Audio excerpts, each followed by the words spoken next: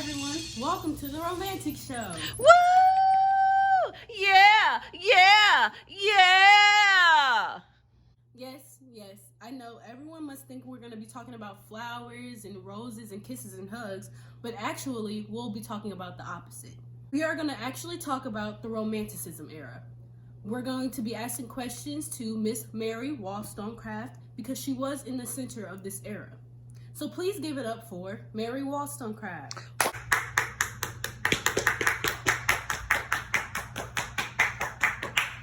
Hi, Miss Mary Wollstonecraft. How is everything going? I'm okay, but I'm ready to get this off my chest, honestly. Well, let's get this started, shall we? I'm going to be interviewing you over your famous piece titled A Vindication of the Rights of Women with the Structures and Political and Moral Subjects. I will also be asking you questions regarding to some of the analysis that many authors have written based on your book. Is it okay that you give us a little background of your original book? Yes, that's fine. Well, A Vindication of the Rights of Women is mainly in opposition and confrontation to the once hot topic during the French Revolution. Just like you said, it isn't about romance, so to speak. Instead, it is a revolt against the previous Enlightenment period. My main reason for writing this book was to challenge one of the main beliefs of women not being able to attain the same education as the male species. During this era, women were believed to only exist to cater to the man, and because of this, they were never offered the opportunity of education. To clarify, I believe women and men had the ability to perform the same duties, acquire the same high moral standards, and even possess the same ability to reason. Therefore, women should be able to take part in education and any other duties if they wanted to. I believe that if they did have this education, women would be able to find their individual affections, virtues, and reasons through equally shared education. Wow, that's a lot. Well, I agree with some of those opinions. I also just want to say thank you for making the time out today and meeting with me. Right about now, I'm going to start asking you questions about different analysis so we can start a discussion. First, I will be asking you questions regarding to your placement of agitation in your work. According to Catherine Temple, the author of Heart of Agitation, Mary Wollstonecraft, Emotion and Legal Subjectivity, the reason why you verbalized and displayed your agitation with these issues was to better reveal your personal and political opinions.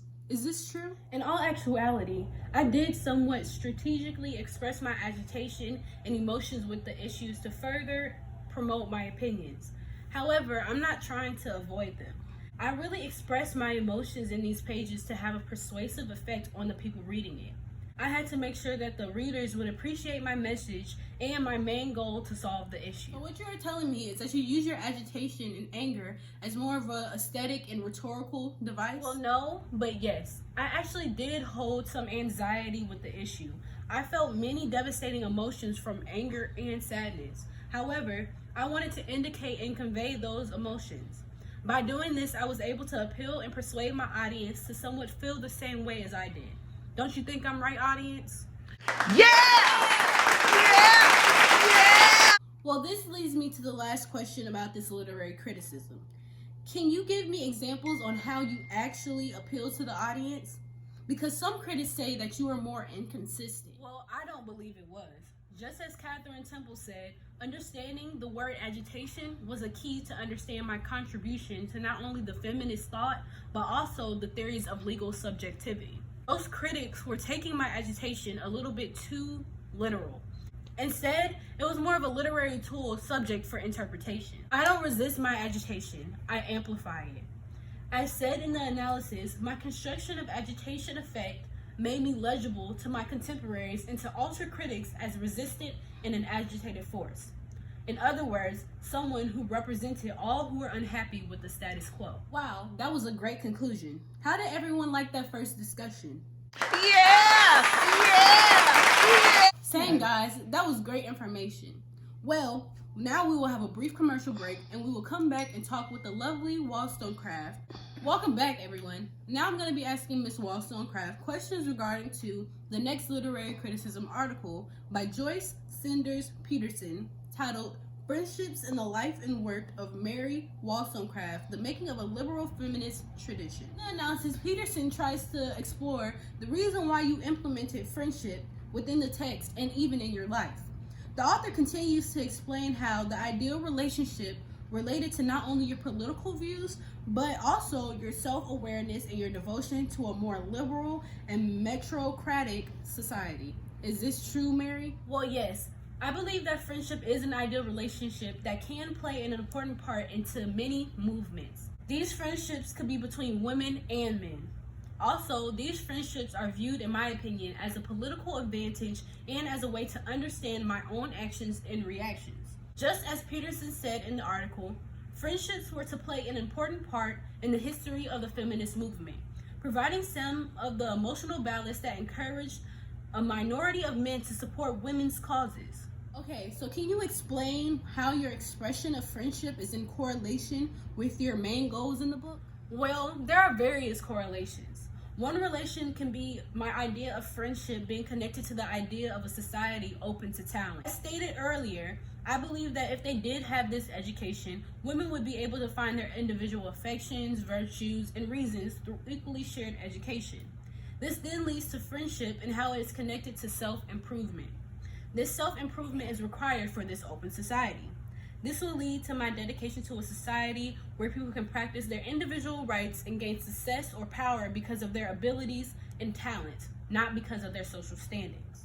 So how does this relate to your book? Well, like said in both analysis and the book, I want to promote the interests of women, but also everyone. This requires friendship. This is shown by my statement that women's rights will benefit all of humanity.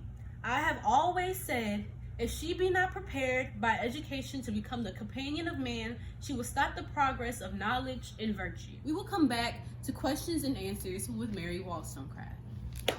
Welcome back, everyone. This will be our last few minutes of the interview, and we will be continuing asking Mary Wollstonecraft questions that refer to the article, I Have Looked Steadily Around Me, The Power of Examples, and Mary Wollstonecraft's A Vindication of the Rights of Women by Ina Volkova. Literary criticism displays the textual properties and rhetorical devices that were used in your book to produce a stronger outcome. These textual and rhetorical properties were her observations, examples, and illustrations. In fact, Wollstonecraft used her observations as an example to create a powerful foundation for the main argument, her ideas and reasonings.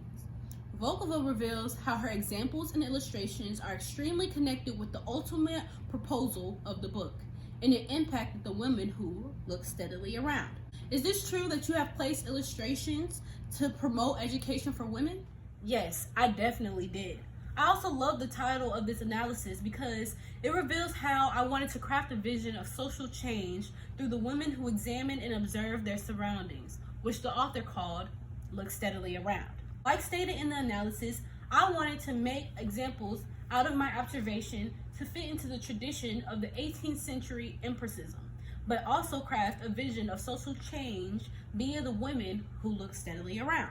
What exactly do you mean by that statement? More specifically, what does the term empiricism mean? This statement demonstrates my implementation of occasions that construct social change that needed to happen during that time. Also, it demonstrates how it traveled through the women who examined and observed their surroundings. The term empiricism refers to the theory that knowledge was obtained from sense experiences. Therefore, my observations blended in with the belief that knowledge descended from the experiences and experimentations learned from the five senses. Wow, that is a very extensive way of thinking. I actually agree with those findings. However, I have one more question. According to Volkova, you utilize these encounters to legitimize your argument. Is this true, and how? Well, as said in the literary criticism, arguments cannot be effective unless reasoning evolves through illustrations. Accordingly, my ability to be defended with logic, or in other words, my validity, is on a basis of observation. Accordingly, I believe it is true because the use of examples legitimize my argument, build up the necessary information, and makes my overall argument credible. Great conclusion. Well, thank you for meeting with me and answering all of these questions. I also want to thank the audience for listening and watching. That's it for the Romantic Show. Yeah!